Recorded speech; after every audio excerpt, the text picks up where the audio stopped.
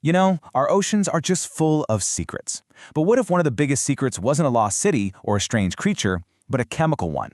A story about a massive, planet-sized reservoir of compounds we barely even knew was there. Okay, so let's start with something you've probably heard about. From an environmental health standpoint, we talk a lot about man-made contaminants. Things like PFAS, the forever chemicals in non-stick pans, or industrial pesticides. We know they're a problem. But what's the one thing that actually connects these very different pollutants? The answer is they're all halogenated organic compounds. It's a bit of a mouthful, but all it means is there are carbon-based molecules with a halogen element like bromine or chlorine or iodine bolted onto them. And that addition, that halogenation, is exactly what often makes them so incredibly tough and persistent. It's why we call them forever chemicals. But here's where the story takes a wild turn. While we were so focused on the pollutants we were creating, we accidentally stumbled upon thousands of these same types of compounds being made by nature itself. It turns out, for every man-made villain we were chasing, nature's been running this enormous planetary-scale chemical factory for millions of years. And it turns out, the single biggest of these natural factories is the ocean.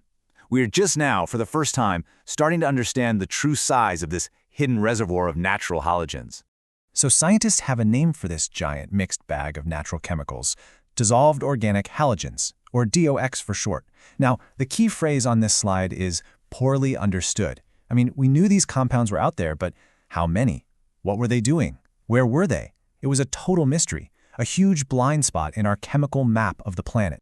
Well, that was the case until now. A brand new study has given us the first ever detailed global maps of these compounds. Researchers have finally been able to peek into the ocean's depths and actually measure this enormous natural system. So how did they do it?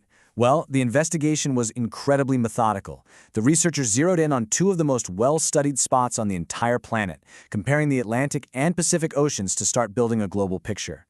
The team focused their efforts on two key locations: the BAT station out in the Atlantic Sargasso Sea and the HRT station, right in the middle of the Pacific.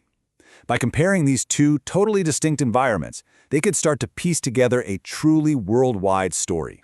And they didn't just skim the surface. No, they took samples from that sunlit top layer all the way down to the crushing dark of the abyssal plain, thousands of meters below. They wanted to see how the concentration and the very character of these chemicals changed with depth. And this is where they found something fascinating. Two completely different chemical personalities.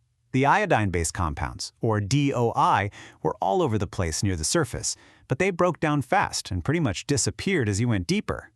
But the bromine-based ones, the DOBr, were way more resilient. They were tough, and they persisted all the way down to the ocean floor.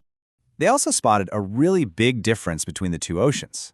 Turns out, the deep waters of the Pacific had way higher concentrations of these tough bromine compounds than the deep Atlantic. This probably has to do with global ocean circulation. The deep water in the Pacific is much older, meaning it's had a lot more time for these super stable molecules to build up. The fact that these bromine compounds were so stable led to the next big question. What are these things exactly?